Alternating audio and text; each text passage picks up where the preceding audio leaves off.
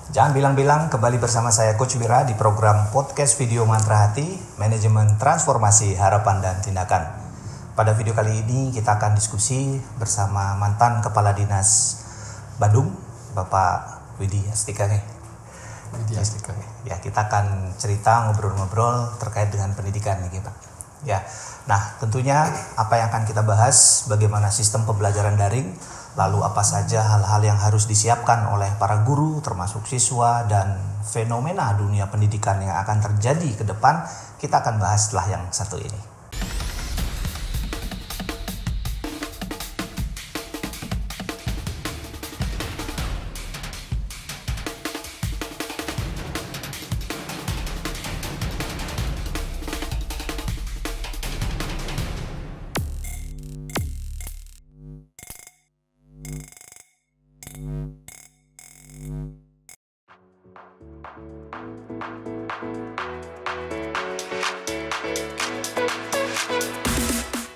Oke, kita akan langsung saja pada topik kita pada sesi kali ini bersama Pak Widi untuk berbincang-bincang.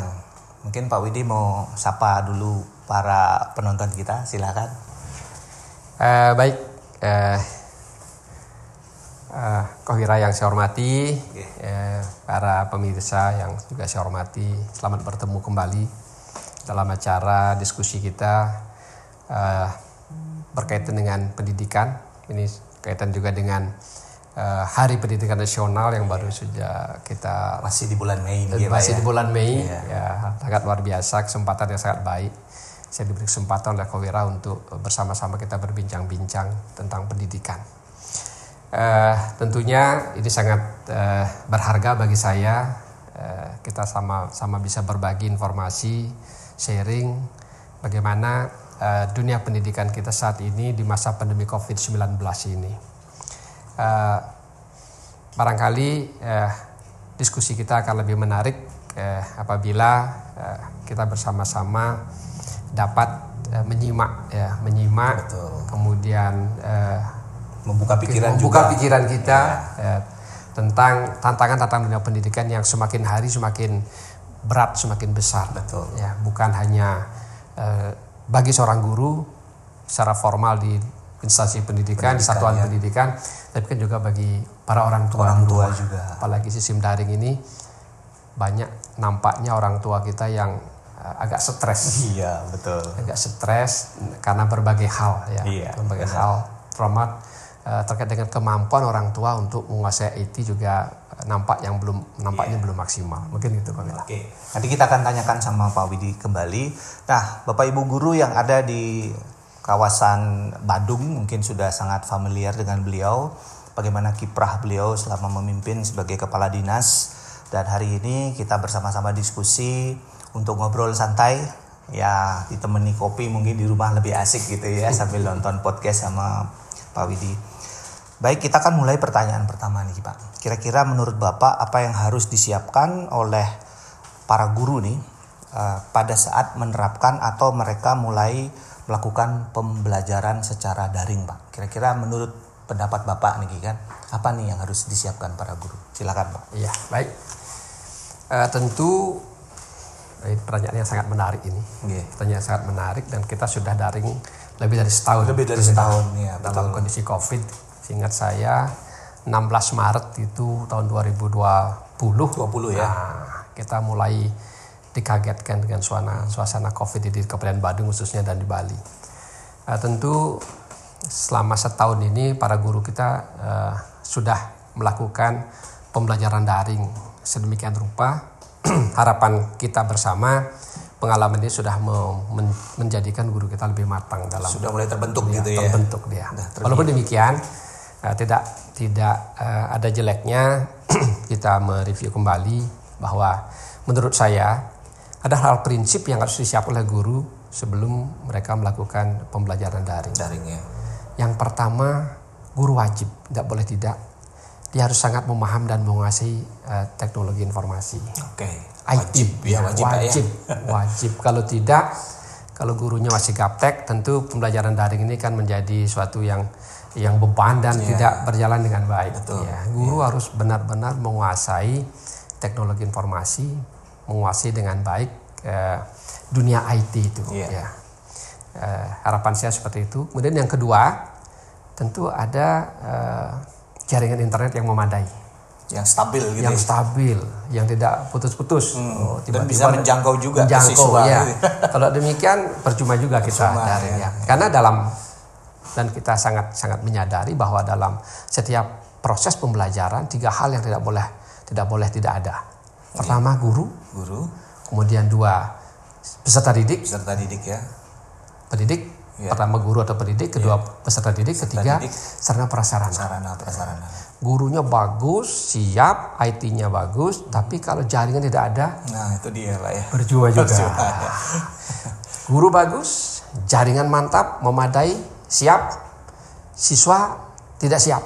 Nah, siswa tidak siap juga, pembelajaran tidak akan jadi baik. Jadi guru yang pertama siapkan adalah dia menguasai IT, kedua ada jaringan. Itu yang prinsip pertama.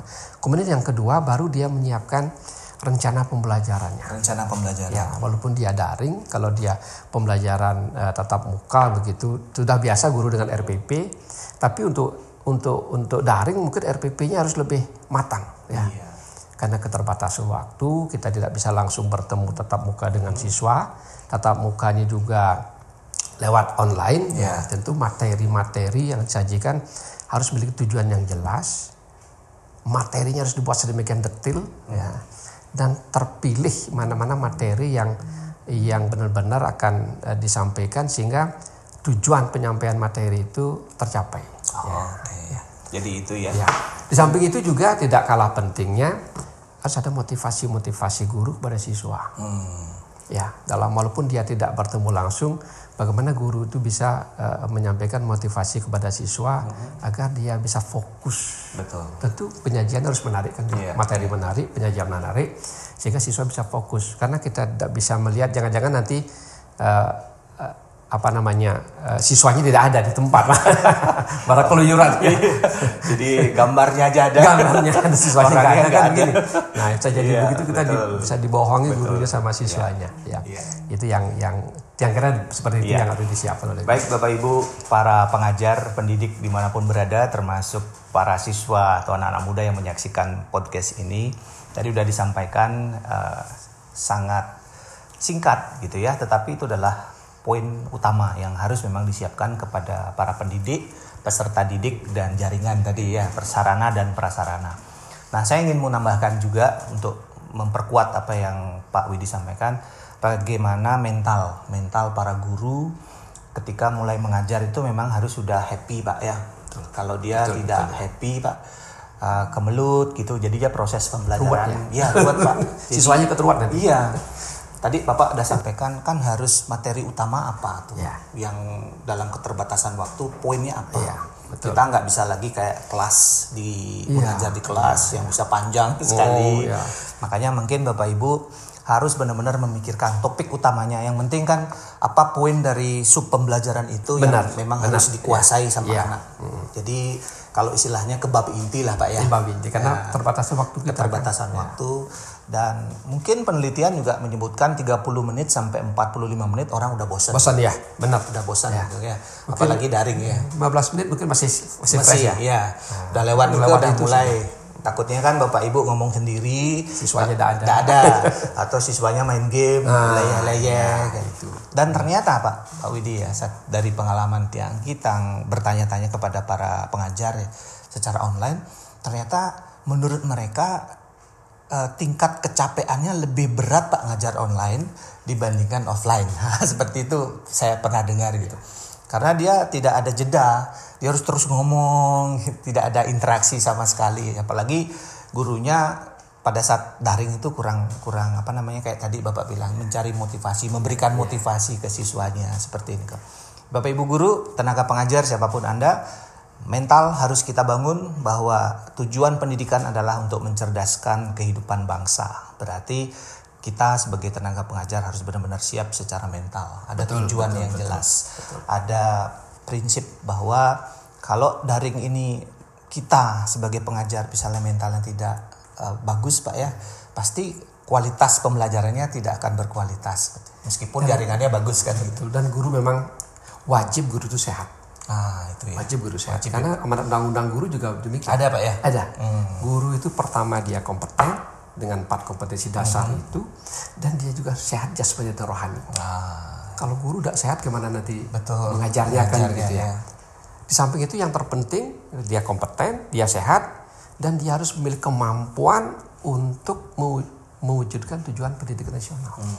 Itu ada tujuan besarnya. Iya, tujuan besarnya. Dia mampu tujuan pendidikan nasional, dan dia harus bisa menyampaikan pembelajaran yang bermutu.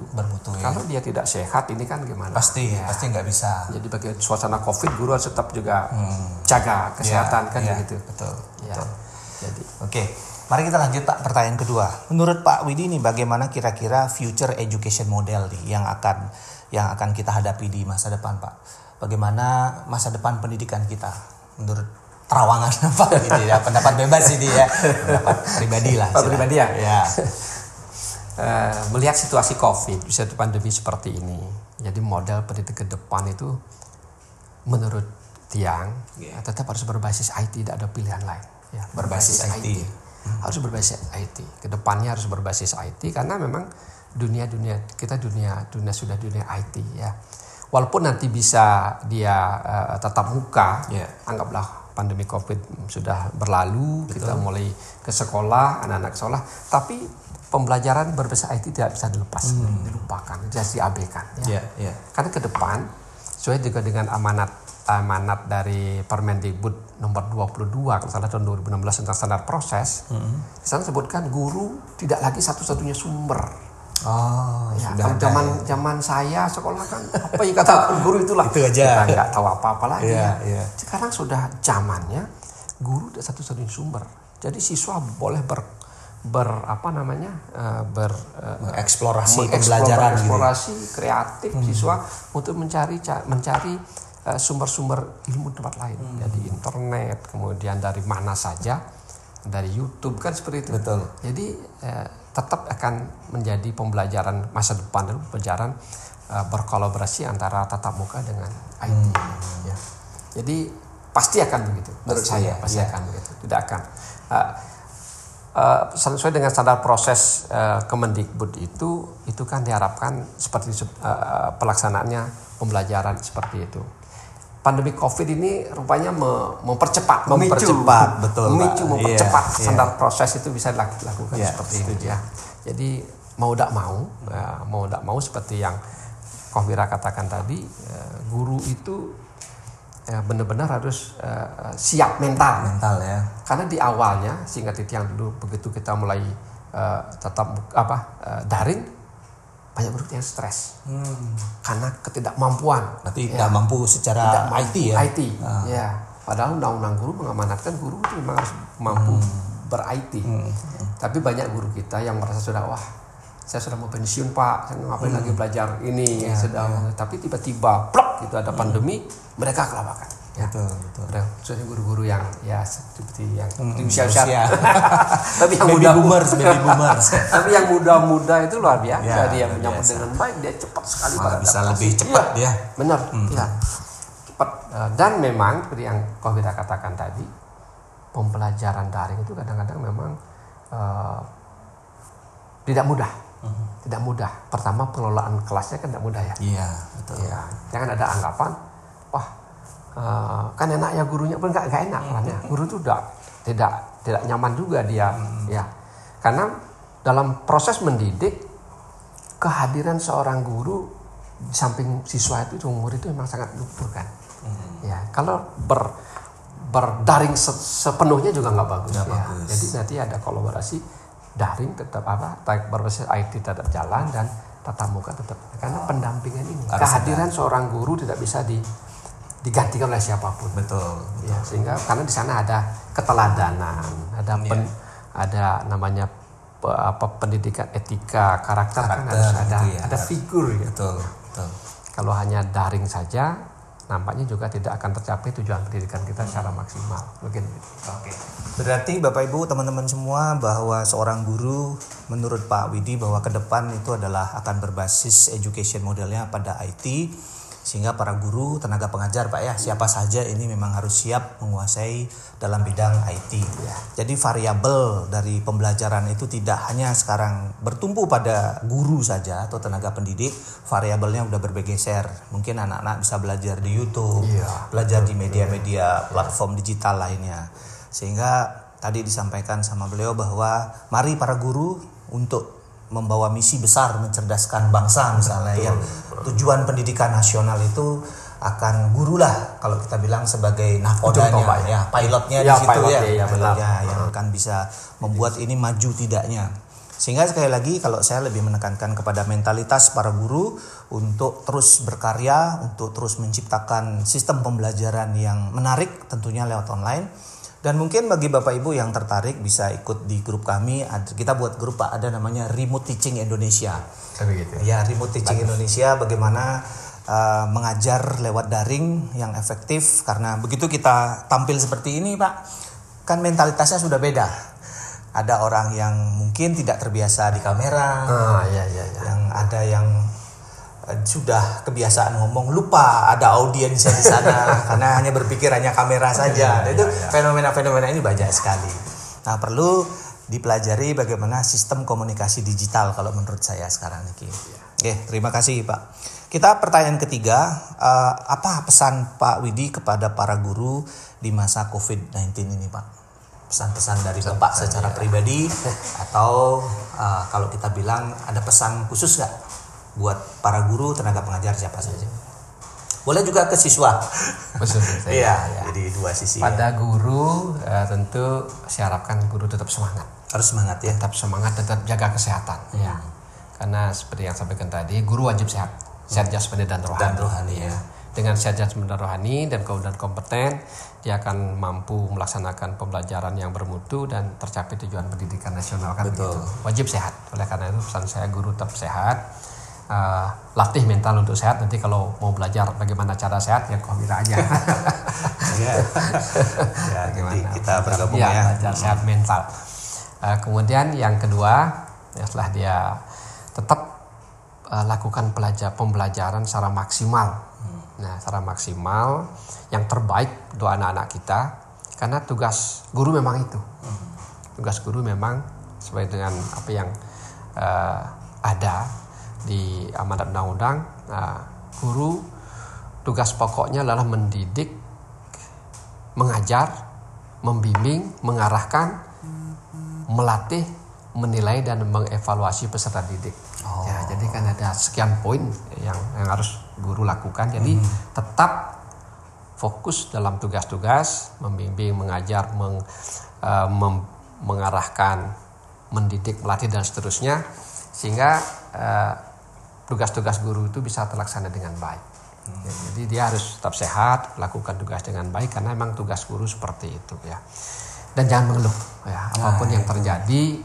Kondisi COVID ini adalah kondisi dunia. Dunia, bukan hanya Bali saja. Bukan hanya Bali. Oleh karena itu tetap semangat, tidak mengeluh.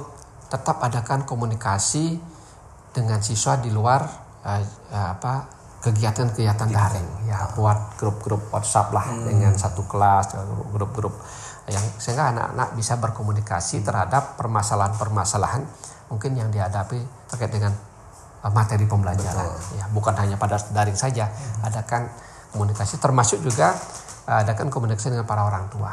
Itu penting. Para orang tua penting karena selama pembelajaran di rumah tentu anak-anak lebih banyak bertemu dengan orang tua. Ya, guru tidak bisa akan menyelesaikan semua masalah tanpa dukungan dari orang tua. Bahkan ada yang gini Pak, di para orang tua mulai mengeluh. Keluhannya itu begini, semenjak daring yang belajar tuh orang tuanya di rumah. Kita ambil hikmah positifnya. Orang tua lebih pintar juga. Iya. Jadi yang sibuk orang tuanya kayak gitu. Benar. Ada beberapa orang tua yang sibuk bahkan mungkin stres. Jadi dipaksa harus belajar. Dipaksa harus belajar. Tapi bagaimanapun juga kita ingat bahwa guru yang pertama dan utama adalah orang tua. Betul. Jadi selama ini mungkin selama belum ada pandemi COVID, para orang tua full menyerahkan anaknya di sekolah. Ya. Sekarang kita kembali, kita ambil hikmah positifnya, bahwa semakin dekat dengan anak. Ternyata menjadi guru itu tidak sederhana, tidak mudah, ya, tidak mudah. Apalagi kalau dia juga dengar malah orang tuanya sering marah-marah. Iya. Jadi pesan yang begitu pada anak-anak tetap juga begitu semangat, karena kalian belajar bukan untuk apa-apa, kalian belajar untuk diri kalian, untuk masa depan, ya. Belajar untuk istilah sesuai dengan apa yang dimana 4 pilar oleh UNESCO itu. Learn to know, learn to do, learn to be, learn to live together. Jadi, keren sekali. Ya. Belajar untuk hidup bersama. Iya, Jadi masa depan mereka, ya. Iya. Kalau kita ini sudah mungkin, kalau Tiang ini sudah masanya sudah lewat begitu. Anak-anak ini, ya, bagaimanapun juga kita siapkan anak-anak kita untuk menjadi yang terbaik pada zamannya. Betul, ya. Setuju Pak. Ya. Dan to live together, menarik sekali itu. Nah, jadi pesannya udah jelas dari Pak Widi sebagai mantan Kepala Dinas di Badung, ya, Bapak Ibu, teman-teman semua pemirsa di podcast Mantra Hati, bahwa kesiapan mental sangat penting buat para guru, kemudian untuk tidak mengeluh gitu Pak, ya. Hadapi saja semua, semuanya enjoy, nikmati, semuanya akan berlalu. Dan ketika ada hal-hal yang memang harus diselesaikan, baik secara keguruan, dunia pendidikan, tentang aturan-aturan kurikulum misalnya, gitu Pak, mungkin perlu hanya membuka ruang komunikasi dengan situasi yang saat ini terjadi. Yang penting kalau sudah terbuka berkomunikasi, semuanya pasti ada solusi, kan begitu Pak, ya. Benar. Kalau udah nggak berkomunikasi jadinya memendam, buntu jadi bisa meledak. Iya, betul.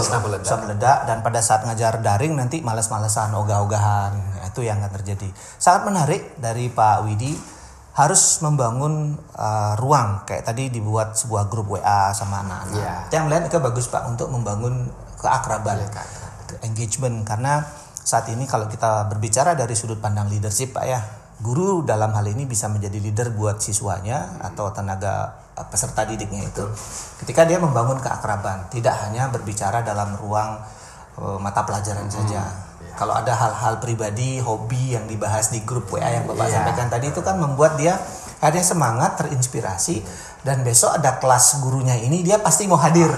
Ada motivasi baru dia karena sudah dibangun Pak. Nah, biasanya anak-anak itu kan jadi takut, apalagi kalau bicara pelajaran matematika gitu. Kelas offline aja susah gitu kan. Mindsetnya kan gitu, apalagi online ya. Susahnya. Nah, saran saya buat para guru, bangunlah kayak tadi Pak Widi bilang, grup-grup yang membahas apa yang menjadi kesenangan mereka, kecintaan mereka. Itu dibangun dulu sebelum besok mungkin Anda ngajar matematika. Jadi supaya happy dulu, ada pre-nya ya. Iya, betul. Buat dulu senang, karena prinsip bahwa attention with emotion itu akan menciptakan long term memory.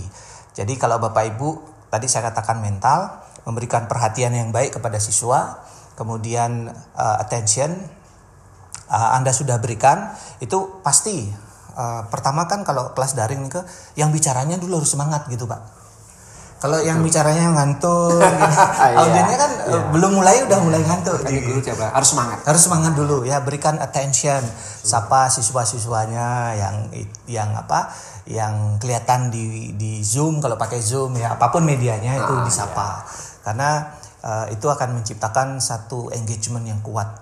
Maka attention with emotion. Nah, emosi Bapak Ibu itu emosi bukan marah dalam hal ini ya. Bagaimana kita menyalurkan rasa bahagia, senang, sukacita kepada anak, itu emotion saya sebut. Maka attention ditambah emotion akan menciptakan long term memory. Jadi daya serapnya akan lebih lama ketika kelas itu diajarkan entah offline atau online. Nah, itu mungkin yang bisa kita nanti terapkan bersama-sama, khususnya para guru. Kemudian yang berikutnya Pak, bagaimana mungkin ini udah hampir sama ya yang pertanyaan kita tentang daring yang efektif sudah kita bahas. Lalu yang berikutnya, apakah Indonesia dan Bali pada umumnya sudah bisa menerapkan pembelajaran daring saat ini yang tepat, efektif Bang ya, menurut pengamatan Bapak? Jadi kita istilahnya mengukur dulu lah, kan gitu. Artinya untuk kita bisa maju, kita harus mengukur posisi saat ini. Seringan kita kalau nggak mengukur saat ini, kita jangankan menuju ke tujuannya, yang saat ini aja nggak tahu kan. Gitu. Nah, kira-kira pendapat kita nih sebatas di sini aja kita ngobrol. Kalau saya melihat sih bisa sudah bisa belum. Bisa sudah bisa belum. Ya. Sudah di daerah-daerah tertentu yang memang dari segi sarana prasarana, kemudian dari segi kompetensi gurunya sudah bagus, jalannya, ya, jalan dia dengan baik daringnya itu. Tapi di daerah-daerah yang lain yang segala keterbatasan, nampaknya belum. Nampaknya belum. Ya, di daerah yang satu sarana prasarana misalnya dari segi jaringan tidak ada, kan tidak mungkin sudah jaringan tidak ada. Dan yang kedua dari segi fasilitas ininya baik guru maupun siswa. Ya, tidak semua kelihatannya para siswa, pada orang tua siswa kita, kalau kita bicara Indonesia begitu, walaupun saya belum ada survei ya, tapi nampaknya tidak semua juga masyarakat kita memiliki fasilitas misalnya HP yang memadai, yang mensupport gitu, mensupport dia untuk pembelajaran daring. Ya, di samping ada daerah-daerah mungkin yang jangkauan jaringan internetnya tidak memadai. Ya. Jadi kalau jawaban pertanyaan Kohwira seperti itu, saya jawabnya bisa sudah bisa belum. Jadi daerah tertentu saya yakin sudah. Kota-kota yang maju, daerah yang maju dengan fasilitas yang lengkap, saya yakin mereka pelajaran daringnya berjalan dengan baik, apalagi didukung oleh para tenaga pendidik yang sangat qualified di bidang itu. Jadi jalan dengan baik. Kalau di tempat-tempat yang lain mungkin belum bagus lah. Sudah berusaha menjalankan karena situasi begini, tapi seberapa jauh mereka bisa menjalankan, karena memang di awal dikatakan guru harus ada guru yang bagus, ada sarana prasarana yang mendukung, ada siswa. Kalau siswanya peserta didiknya juga tidak punya fasilitas, kan juga susah ya. Jadi walaupun demikian, tapi tentu ada upaya. Saya yakin guru tidak pernah kehilangan akal, tidak pernah kehabisan akal untuk menyikapi situasi yang ada. Pasti karena sudah keterpanggilan jiwa guru itu, dia akan berusaha untuk memberi yang terbaik kepada anak-anaknya. Beberapa tempat kalau siswanya tidak punya HP, bagaimana caranya dia diberi tugas, ada gurunya mengantarkan tugas, beri ke rumah, ada siswanya datang atau orang tuanya, tetap jalan, pembelajaran tetap jalan. Walaupun tidak bisa daring sepenuhnya. Jadi karena kondisi Indonesia yang luas begini dengan berbagai kondisi yang berbeda-beda di masing daerah, tentu sampai saat ini pengamatan saya belum semuanya bisa maksimal pembelajaran daring. Walaupun demikian, yakin pemerintah daerah atau para guru, kepala sekolah tetap berupaya memberikan yang terbaik, karena tanggung jawab mereka memang sana terbaik kepada peserta didik. Kan kita sudah yakin para guru punya komitmen, para kepala sekolah punya komitmen, jangan sampai anak dirugikan. Jangan sampai anak dirugikan. Pemerintah juga berkomitmen jangan sampai anak itu menjadi korban, tidak mendapat pendidikan yang baik yang bisa kita lakukan. Oke. Berarti jawabannya adalah bisa ya, bisa tidak. Lihat situasi daerahnya. Nah, kalau kita tarik Pak, sekarang tarik kesimpulannya dari obrolan kita ini, mungkin sudah 30 menit Niki. Ya, kalau kita tarik kesimpulan kita sekaligus menjadi closing kita Pak. Berarti apa nih yang harus kita siapkan semua? Kalau tadi dari pertanyaan terakhir Niki, menurut Bapak sebagai closing kita ini, kita simpulkan apa nih diskusi kita ini buat para guru, buat siswa, dan juga di pemerintah kita, sehingga ini bisa menjadi bahan untuk kita renungkan bersama untuk kemajuan Indonesia, seperti itu Pak. Kita bicara dulu supaya lebih mengerucut dari sisi teknologi dulu Pak. Sisi teknologi dalam upaya mendukung pendidikan kita daring itu apa yang harus kita improve, benahi lagi. Karena pendidikan ini tanggung jawab bersama. Tanggung jawab bersama, tidak bisa hanya orang tua di rumah, tidak hanya guru, pemerintah juga, pemerintah, masyarakat dan keluarga, orang tua. Oleh karena itu dari segi teknologi tentu peran pemerintah untuk menyiapkan fasilitas sehingga pembelajaran daring bisa terlaksana dengan baik. Astungkara kalau selama titik yang bertugas di Bandung nampaknya siap. Bandung siap ya? Siap, karena jaringan internet sudah dipasang ke seluruh wilayah ya. Kemudian dari segi kesiapan orang tua juga Bagaimanapun juga yang anak itu kan anak-anak kita. Jadi orang tua jangan serahkan penuhnya kepada orang lain, guru, jadi apa yang harus dipenuhi kebutuhannya si anak sehingga mereka bisa daring ya. Seperti jaringan internet fasilitas chat atau HP yang memadai kan gitu. Membantu menyiapkan di sisi rumah ya, di rumah ya, dari keluarga itu. Sesuai kemampuan. Minimal syarat lah untuk bisa pembelajaran daring. Guru juga harus menyiapkan diri dengan baik, dengan menyiapkan diri dengan baik bukan hanya memiliki tapi memahami dan menguasai IT dengan baik. Itu dari segi teknologi. Itu ya, dari orang tua sudah, pemerintah sudah disampaikan juga. Jadi guru, mari kita sama-sama mencerdaskan anak-anak bangsa kita dengan dari yang sudah kita diskusikan. Pertama adalah membangun mentalitas. Seorang guru itu kan luar biasa. Kemudian tidak hanya guru harus membangun mentalitas, orang tua juga harus membangun mentalitas positif. Jadi sudah disampaikan jangan nitipin anaknya kepada guru ketika sekarang balik. Mari di situasi yang sama-sama di dunia Pak kita alami ini untuk tidak saling menyalahkan. Jadi orang tua jangan nyalahin sekolah, jangan nyalahin pemerintah. Guru juga jangan nyalahkan sistem aturan, regulasi. Mari kita lakukan apa yang harusnya kita lakukan. Nanti saya yakin pasti ada satu titik di mana kita akan bisa bertumbuh secara optimal bersama-sama. Maka disitulah peran mentalitas kita semua. Orang tua mentalitas harus tepat, guru harus tepat, dan sekarang peserta didik mentalitasnya juga harus dibangun. Biasanya kan yang ditakutkan begini Pak, ketika orang tua tidak siap secara mentalitas, proses belajar daring terjadi, orang tua mengeluh. Nah ini didengar sama anaknya. Anak akan menjadikan ini satu pembenaran bahwa ini memang gak asik belajar daring kayak gitu kan. Sebenarnya udah patah ini sistem daringnya.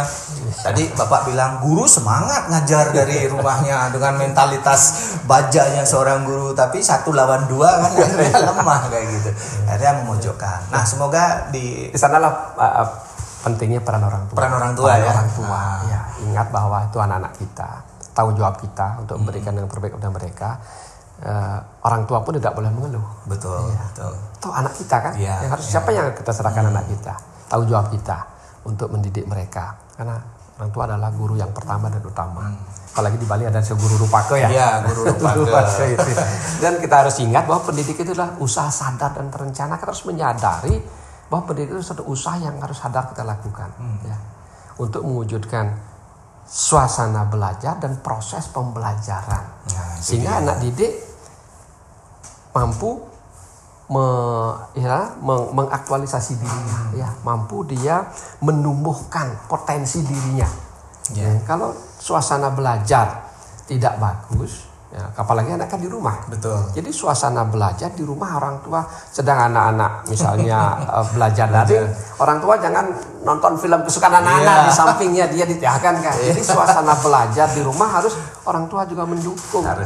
Pendidik usaha sadar dan terencana untuk mewujudkan suasana belajar dan proses pembelajaran sehingga si anak sanggup menumbuhkan potensi dirinya kan. Itu jadi jangan sampai nanti gurunya jawab semangat anak-anak film kartun yang suka anak ada orang tuanya nonton itu di samping anak belajar konsentrasi anak akan hilang kan. Benar.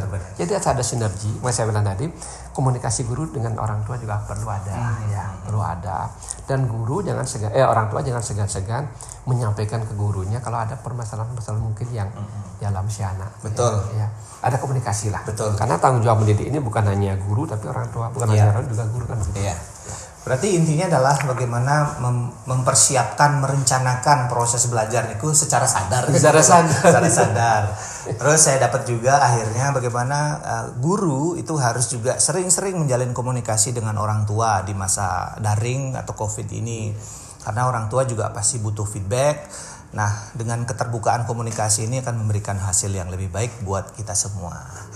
Baik, terima kasih Bapak Ibu, teman-teman, adik-adik, siapapun yang menonton podcast video Mantra Hati ini. Tunggu kami di segmen berikutnya. Jika ada pertanyaan-pertanyaan terkait dengan dunia pendidikan atau Anda penasaran bagaimana menciptakan mentalitas proses belajar yang baik, silakan Anda tulis di komentar, sehingga dari komentar-komentar itu saya bersama Pak Widi akan membahas lagi dengan suasana yang santai di rumah, karena kan kalau kita nonton YouTube ini sudah kayak punya channel sendiri Pak di rumah gitu kan. Kita mau sambil leyeh-leyeh bisa, sambil yang mana kan? Iya kan gitu. Nah, kita akan ketemu lagi di segmen berikutnya bersama saya Coach Wira dan Pak Widi ya, mantan Kepala Dinas Kabupaten Batu. Terima kasih dan salam mantra hati, manajemen transformasi harapan dan tindakan.